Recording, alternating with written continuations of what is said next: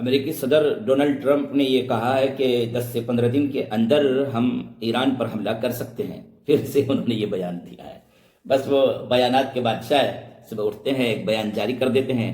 وہ دنیا کے سپر پاور ملک کے صدر ہیں تو اپنی صدارت کے عہدے کا وہ اچھا استعمال کر رہے ہیں اپنی شخصیت کو پروموٹ کرنے کے لیے, نیوز میں بنے رہنے کے لیے. نیوز میں بنے رہنے کے لیے دیگر اور بھی کام ہو سکتے تھے, لیکن انہوں نے ایک اس کام کو بھی اختیار کر رکھا ہے.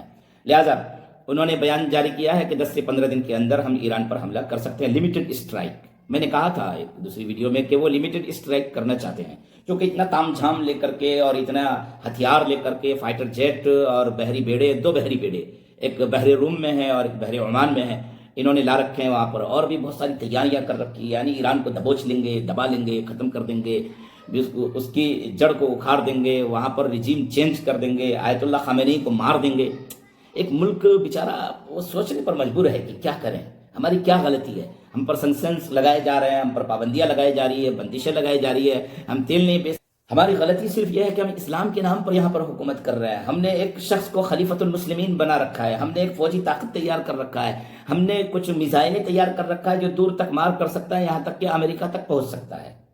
اسی وجہ سے جب امریکہ نے اپنی طرف سے یہ کہا کہ ہم لمیٹڈ اسٹرائک آن ایران پر ہم لمیٹڈ اسٹرائک کر سکتے ہیں 10 سے 15 دن کے اندر, اگر انہوں نے معاہدہ نہیں کیا تو امریکہ متحدہ میں رہتے انہوں نے اپنی طرف سے یہ بیان جاری کیا کہ ہم بھی حملہ کر سکتے ہیں, ہمارے پاس بھی طاقت ہے اور ہمارا حملہ امریکہ تک ہو سکتا ہے اور ٹرمپ کے محل تک ہو سکتا ہے.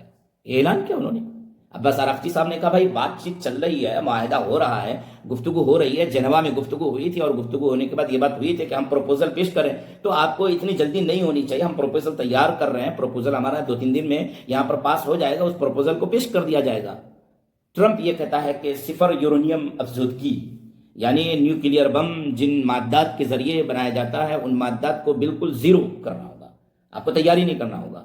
عباس آراغچی صاحب وزیر خارجہ جو ایران کے ہیں اور ایران کے دیگر عہدیداران نے یہ کہا ہے کہ ہم اتنا تیار کر سکتے ہیں جتنے کی ہماری ضرورت ہے, گھریلو ضرورت ہے, بجلی بنانے کے لیے, دوائیاں بنانے کے لیے, دیگر اور ضرورتوں کے لیے. ہاں ہم بم نہیں بنائیں گے, چونکہ ہمارے آیت اللہ خامنئی صاحب نے یہ تو فتویٰ دے رکھا ہے کہ بم بنانا جو ہے ایسا ہتھیار تیار کرنا جس کے ذریعے عام تباہی واقع ہو, وہ جائز نہیں ہے, اور نیوکلیئر بم اسی کے ماتحت آتا ہے, لہذا ہم نہیں بنائیں گے.